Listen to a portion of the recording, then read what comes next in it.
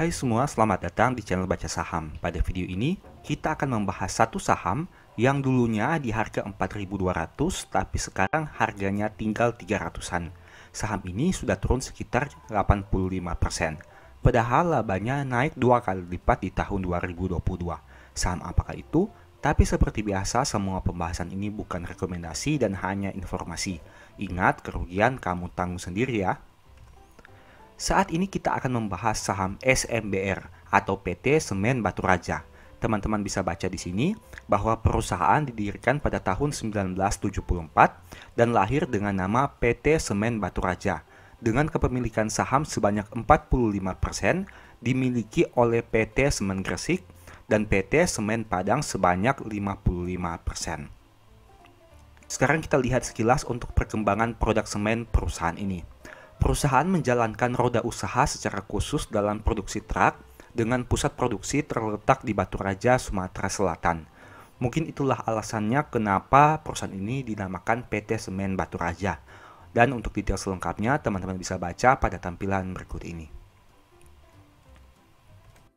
Kemudian kita lihat sekilas untuk wilayah operasional dan pemasarannya. Ternyata perusahaan ini hanya berfokus pada wilayah Sumatera dan Kalimantan Barat, di mana teman-teman bisa lihat pada tampilan berikut ini bahwa kantor pusat dan pabriknya ada di Palembang dan Lampung.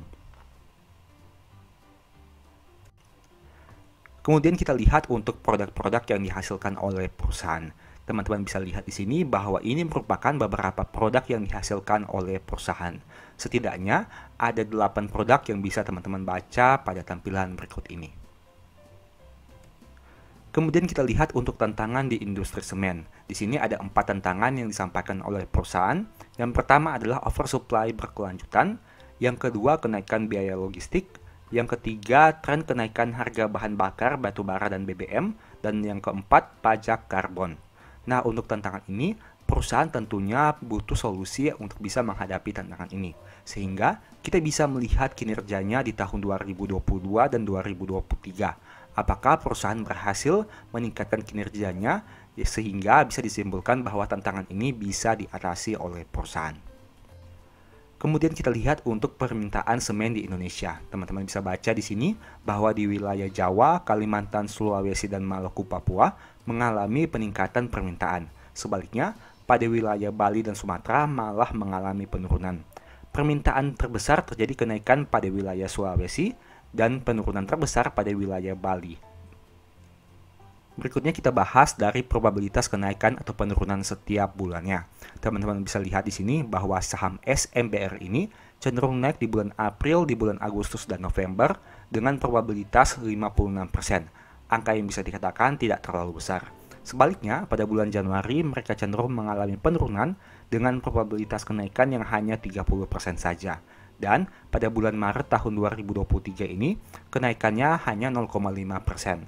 Di mana dalam satu tahun terakhir, yaitu di tahun 2023, masih mengalami peningkatan sekitar 2%. Berikutnya kita akan bahas laporan keuangan Q4 2022 saham ini, di mana dinyatakan dalam ribuan rupiah. Teman-teman bisa baca bahwa asetnya berjumlah 5,2 triliun yang mengalami sedikit penurunan dibandingkan tahun sebelumnya, di mana mayoritas berasal dari aset tetap sebanyak 4 triliun rupiah yang juga mengalami penurunan. Ada juga pos kas dan setara kas sebanyak 522 miliar yang mengalami peningkatan dibandingkan tahun 2021. Kemudian kita lihat untuk jumlah liabilitasnya dengan nominal 2,1 triliun, yang berarti mereka butuh sumber dana yang lain apabila ingin melunasi seluruh hutangnya dan tidak bisa hanya mengandalkan saldo kas yang berjumlah 500-an miliar saja. Nah, teman-teman perlu lihat di sini bahwa mayoritas hutang perusahaan berasal dari pinjaman bank sebanyak 1,2 triliun rupiah. Artinya, pos ini akan menjadi biaya pada beban bunga yang harus dibayar perusahaan dengan nominal yang cukup besar. Tapi untungnya, pos ini mengalami penurunan dibandingkan tahun 2021. Kemudian dari sisi ekuitas, perusahaan punya ekuitas sebanyak 3,08 triliun yang mengalami sedikit peningkatan dibandingkan tahun sebelumnya. Tapi sayangnya, mayoritas ekuitas masih berasal dari tambahan modal disetor sebanyak 1,2 triliun rupiah. Dan saldo kas yang belum ditentukan penggunaannya masih mengalami kerugian hingga laporan keuangan ini dibuat. Poin berikutnya yang akan kita bahas adalah laba rugi. Pendapatan usahanya naik dari 1,7 menjadi 1,8 triliun di tahun 2022. Begitu juga dengan beban pokok penjualannya. Tapi karena kenaikan pendapatan yang jauh lebih besar dari kenaikan beban pokok, menyebabkan laba kotornya masih mengalami peningkatan. Dari 776 miliar, naik menjadi 843 miliar rupiah di tahun 2022 ini. Nah, teman-teman bisa baca di sini bahwa untuk beban keuangannya juga mengalami penurunan dari 180 miliar turun menjadi 158 miliar di tahun 2022. Hal itu disebabkan karena jumlah pinjaman banknya di komponen liabilitas mengalami penurunan. Kita lihat dampaknya terhadap laba bersih periode berjalan. Labanya naik dari 46,7 menjadi 94,8 miliar di tahun 2022 ini. Berikutnya adalah aspek historical EPS.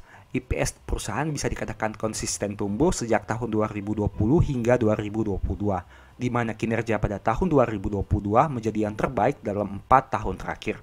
Tapi sebagai catatan, perusahaan ini pernah membukukan kerugian pada Q1 dan Q2 tahun 2020 dan pada Q2 tahun 2021. Untuk aspek dividen, mereka tidak bisa dikatakan konsisten, di mana hanya pernah membagi dividen pada tahun 2018, 2019, dan 2020 saja.